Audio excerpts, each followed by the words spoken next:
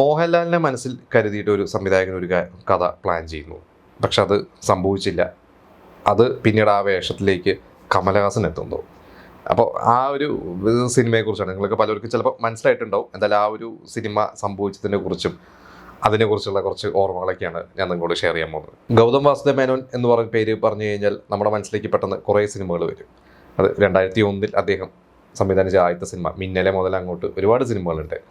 അപ്പോൾ മിന്നലെ കഴിഞ്ഞിട്ട് അദ്ദേഹം കാക്ക കാക്ക എന്ന് പറയുന്ന ഒരു സിനിമ സംഭവിക്കുന്നു.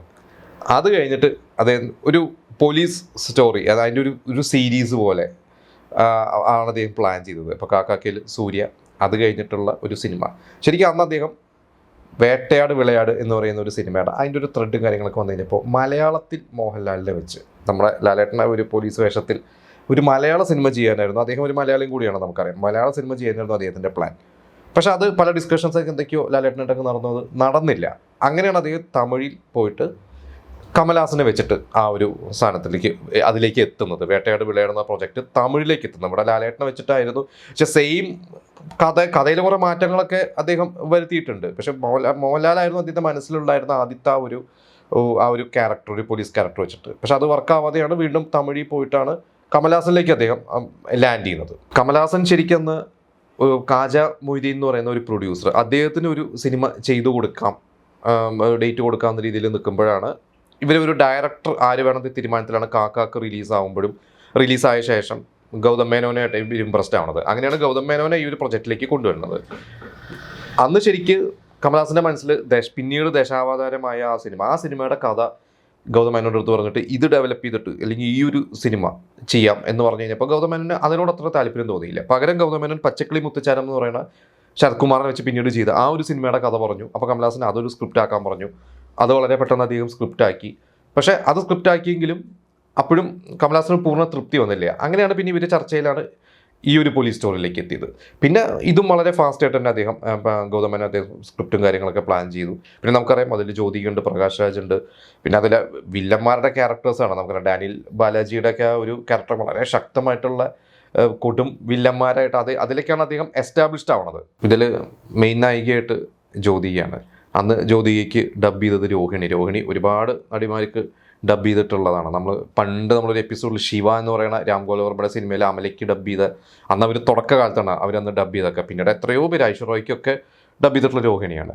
പിന്നെ ഇതിൽ കാമലാനി മുഖർജി അഭിനയിച്ചിട്ടുണ്ട്. അതിൽ കമലഹാസൻ്റെ വൈഫായിട്ട് ഒരു ഫ്ലാഷ് ബാക്കിൽ ഒരു പാട്ടും കാര്യങ്ങളൊക്കെ വരുന്നത് അവർക്ക് ഡബ് ചെയ്തത് ആൻഡ്രിയാണ്. അപ്പോൾ ആ ഒരു പാട്ട് സീനിനെ കുറിച്ചൊക്കെ ഉണ്ട്. ശരിക്കും അതൊരു ഈ പോലീസ് സ്റ്റോറിയിൽ അതിൻ്റെ ആവശ്യമില്ല. അപ്പോൾ പക്ഷേ ഗൗതം മേനോൻ്റെ അദ്ദേഹം എപ്പോഴും പറയും അദ്ദേഹത്തിന് ഈ ഒരു റൊമാൻസും ഒരു ലവ് ട്രാക്കും അതൊരു ട്രാക്കായിട്ട് വളരെ മനോഹരമായിട്ട് അദ്ദേഹം ചെയ്യാറുണ്ട്. അദ്ദേഹത്തിന് വളരെ ഇഷ്ടമാണ് അങ്ങനത്തെ ഒരു ട്രാക്ക്. കാരണം അതൊരു ഓഡിയൻസിനെ ഭയങ്കരമായിട്ട് നമുക്കറിയാം. എപ്പോഴും കാക്കയായാലും ഈ പറയുന്ന ഈ ഒരു സിനിമയായാലും നമുക്ക് പച്ചക്കിളി മുത്തുച്ചാരം എടുത്തു കഴിഞ്ഞാലും അദ്ദേഹത്തിന് സിനിമകളൊക്കെ എടുത്തു കഴിഞ്ഞാൽ വളരെ ശക്തമായിട്ടുള്ള വേറൊരു ആക്ഷൻ മൂഡിലുള്ളൊരു സ്റ്റോറി അല്ലെങ്കിൽ ഒരു ത്രില്ലർ മൂഡൊക്കെ ആണെങ്കിലും ഒരു ലവ് ട്രാക്കും കാര്യങ്ങളൊക്കെ വളരെ ഫാമിലി ഓഡിയൻസിനൊക്കെ വളരെയധികം ഇഷ്ടപ്പെടുന്ന രീതിയിലാണ് അദ്ദേഹം അത് ചെയ്യാറുള്ളത്.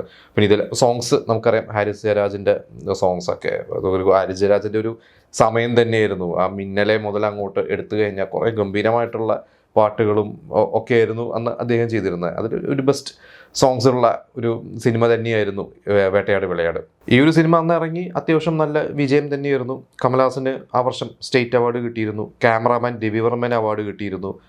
പിന്നെ അത് കഴിഞ്ഞ് കുറേ കാലം കഴിഞ്ഞ് പിന്നീട് വേറെ കുറേ ഇൻ്റർവ്യൂസിനും കാര്യങ്ങളൊക്കെ ഇദ്ദേഹം ഗൗതം മേനോൻ പറഞ്ഞിട്ടുള്ളത് ഈ ഒരു സിനിമയുടെ ഫസ്റ്റ് ഹാഫ് എനിക്ക് വേണ്ട പോലെ ഞാൻ ചെയ്തു, സെക്കൻഡ് ഹാഫ് പ്രൊഡ്യൂസറും കമലഹാസനൊക്കെ വേണ്ട പോലെയാണ് ചെയ്തത് എന്നൊക്കെ പറഞ്ഞ് അദ്ദേഹം പൂർണ്ണമായിട്ടും. പിന്നെ അതിൽ ചില പാട്ട് സീൻസിലൊക്കെ ചില വിഷ്വൽസൊക്കെ അദ്ദേഹത്തിൻ്റെ താല്പര്യമില്ലാതെ ഇൻക്ലൂഡ് ചെയ്തിട്ടുണ്ടെന്നൊക്കെ അദ്ദേഹം പറഞ്ഞിട്ടുണ്ട്. പക്ഷേ എന്നൊക്കെ പറഞ്ഞാൽ നമുക്കൊന്നും മോശമാണെന്ന് പറയാൻ പറ്റില്ല. പിന്നെ ഇതിൽ വേറൊരു ദുരന്തം സംഭവിച്ച ഈ ഒരു സിനിമയുടെ ഷൂട്ട് തുടങ്ങിയ സമയത്താണെന്നുണ്ട് ഈ കാജ മൊയ്തീൻ എന്ന് പറയുന്ന പ്രൊഡ്യൂസർ കുറച്ചായിട്ട് അദ്ദേഹം സൂയിസൈഡ് ചെയ്തു. അദ്ദേഹം ഒരു ഫിനാൻഷ്യൽ പ്രോബ്ലംസ് ഒക്കെ വന്നിട്ട് പിന്നെ ആ സിനിമ ഒന്ന് നിന്നുപോയി. ഗൗതം മേനോൻ തന്നെ പേഴ്സണലി കുറേ ഫണ്ടൊക്കെ അറേഞ്ച് ചെയ്തിട്ട് തീർത്തു. പിന്നെ അവസാനം വേറെ പ്രൊഡ്യൂസേഴ്സും ഫണ്ടേഴ്സൊക്കെ വന്നിട്ടാണ്. പക്ഷെ കുറേ പ്രശ്നങ്ങളിലൂടെയൊക്കെയാണ് ആ സിനിമ ശരിക്കും 2005 തുടങ്ങി കുറേ കാലം എടുത്ത് 2006 ആയപ്പോഴാണ് ആ സിനിമ, എനിക്ക് 2006 ജൂലൈ ഓഗസ്റ്റ് ആ ഒരു സമയത്തൊക്കെയാണ് ആ സിനിമ റിലീസായത്. പിന്നെ ഇത് കഴിഞ്ഞപ്പോൾ തന്നെ പച്ചക്കിളി മുത്തുച്ചാരത്തിലേക്ക് അദ്ദേഹം കടന്നു. ആ ഒരു സിനിമയും റിലീസായിട്ടുണ്ടായിരുന്നു. എന്തായാലും വേട്ടയാട് വിളയാട് എന്താ പറയുക, നമുക്ക് ഒരിക്കലും കമലഹാസൻ്റെ സിനിമകളിൽ ഒരു one of the best cinema തന്നെയാണ്. ഇതിലെ കമലഹാസൻ്റെ ഒരു ഓപ്പണിംഗ് സീക്വൻസ് ഉണ്ട്, അതിൻ്റെ ഇൻട്രോ സീക്വൻസ് ഒക്കെ വളരെ ഗംഭീരമായിട്ട് തന്നെയാണ് ഗൗതം മേനോൻ ചെയ്തിരിക്കുന്നത്. അത് കമലഹാസൻ്റെ വീട്ടിൽ തന്നെയാണ് ആ ഒരു സീനൊക്കെ ഷൂട്ട് ചെയ്തിട്ടുള്ളതൊക്കെ ഞാൻ വായിച്ചിട്ടുണ്ട്. എന്തായാലും ആ ഒരു സിനിമ ഇപ്പോൾ അതും നായകൻ സിനിമ റിലീസ് ചെയ്തിരിക്കണം. വേട്ടയാട് വിളയാടും റിലീസ് ചെയ്യാൻ പോവുകയാണെന്നാണ് കേട്ടത്. ഇനിയോട് കേരളത്തിൽ റിലീസ് ചെയ്തിട്ടില്ല തോന്നുന്നു, തമിഴ്നാട്ടിൽ റിലീസ് ആയിട്ടുണ്ട്. എന്തായാലും നായകനും വേട്ടയാട് വിളയാടും അത് കമലഹാസൻ്റെ പിറന്നാളുമായി ബന്ധപ്പെട്ടിട്ട് തിയേറ്ററുകളിൽ എത്തിയിരിക്കുന്ന സിനിമകളാണ്. എന്നാലും വേട്ടയാട് വിളയാട് സിനിമ തിയേറ്ററിൽ ഇവിടെ വന്നിട്ടുണ്ടെങ്കിൽ താല്പര്യമുള്ളവർക്ക് എന്തായാലും നിങ്ങൾക്ക് നിങ്ങളുടെ ഒരു ഫേവറേറ്റ് സിനിമയാണെങ്കിൽ നിങ്ങൾ എന്തായാലും അത് തിയേറ്ററിൽ ഒന്നുകൂടി പോയി കണ്ടാൽ നഷ്ടമാവില്ല. അങ്ങനെ 4K അത് വീണ്ടും ഇറക്കുന്നു. നമ്മൾ കുറച്ചും കൂടി നല്ല തിയേറ്റേഴ്സിൽ തന്നെ പോയിട്ട് കാണാൻ ശ്രമിക്കുക. ഇപ്പോൾ പല സിനിമകളും കുറിച്ചുള്ളൊരു പരാതി വരുന്നത് തിയേറ്റേഴ്സിലെ സൗണ്ട് സിസ്റ്റവും കാര്യങ്ങളൊക്കെ മോശമായതിൻ്റെ കുറച്ച് പ്രശ്നങ്ങളൊക്കെ ഉണ്ട്. അപ്പോൾ എപ്പോഴും നമ്മൾ കാണുമ്പോൾ നല്ല തിയേറ്റേഴ്സിൽ തന്നെ ഇതുപോലത്തെ സിനിമകളൊക്കെ കാണാൻ ശ്രമിക്കുക.